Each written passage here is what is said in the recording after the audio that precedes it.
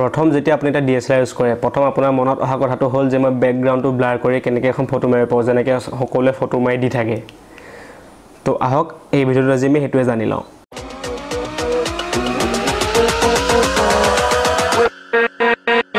নমস্কাৰ আপোনালোকে চাই আছে টেকন'ফোকৰ ইউটিউব চেনেল তো আজি এই ভিডিঅ'টোত আমি জানিম যে কেনেকৈ আপুনি বেকগ্ৰাউণ্ড ব্লাৰ কৰি DSLR ফটো মাৰিব পাৰে প্ৰথম আপোনাৰ কথাটো হ'ল সেটিংস আপুনি যদি বেকগ্ৰাউণ্ড ব্লাৰ কৰিবলৈ হয় তেতিয়া আপুনি অটো মোডত মাৰিলে প্ৰায় আপোনাৰ বেকগ্ৰাউণ্ড ব্লাৰটো কম দেখিব কাৰণ অটো মোডত আপোনাৰ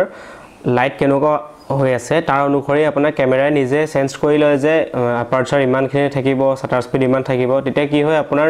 নিজৰ মতে আপুনি ব্লাৰটো কৰিব নোৱাৰে তো হেতু কাৰণে হয়তো আপুনি ম্যানুৱেল মোড ইউজ কৰিব লাগিব নহলে মই আজি এটা মোড আপোনাক শিকাই দিম যেটোত আপুনি একদম ধুনীয়া বেকগ্ৰাউণ্ড ব্লাৰ কৰিব পাৰিব যদি আপুনি ম্যানুৱেল মোড ভালকৈ ইউজ কৰিব জানে তেতিয়া আপোনাৰ কাৰণে ভালেই আপুনি এটা কামেই কৰিব লাগে আপাৰচাৰটো একদম কমাই ললে হ'ল কমাই লৈ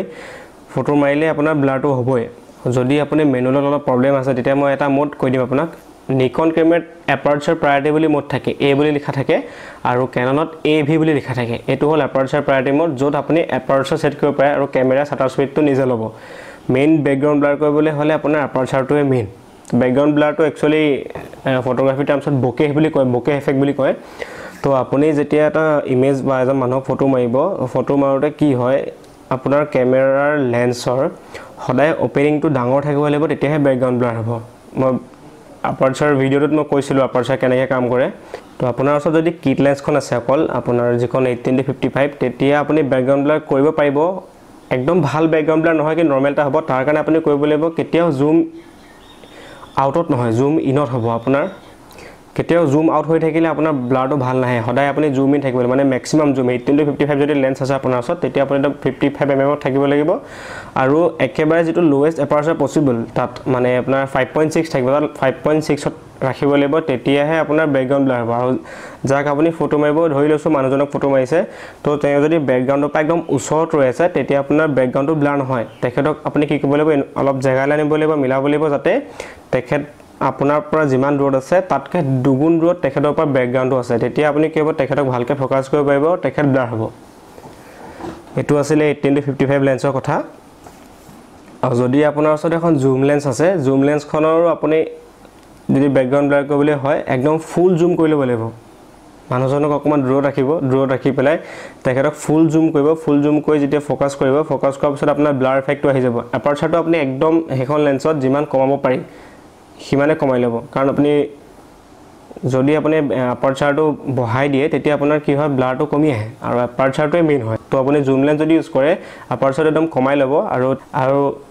তাতো একে আপোনাৰ পৰা তেখেত যিমান দূৰত আছে তেখেতৰ পৰা ব্যাকগ্ৰাউণ্ডটো দুগুণ দূৰত থাকিব লাগিব তেতিয়াহে ব্যাকগ্ৰাউণ্ডটো ব্লাৰ হ'ব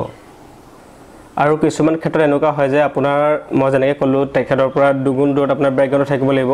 আপোনাৰ দুগুণ দূৰত থাকিবলৈ ইমান জায়গা নাথাকিব পাৰে তেতিয়া কি কৰিব আপুনি পৰ্ট্ৰেট শ্বট যদি লয় অকলজনে ফেচটো লৈছে যেনেকৈ মই যিমান কোন ওলাই আছো ইমান কোন লৈছে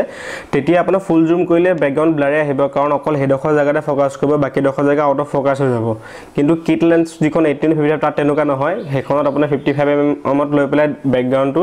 আপোনাৰ সাবজেক্টৰ পৰা দুগুণ দূৰত থাকিবই লাগিব কিন্তু যদি আপোনাৰ ওচৰত 70-300 বা 55-50 লেন্সখন আছে তেতিয়া আপুনি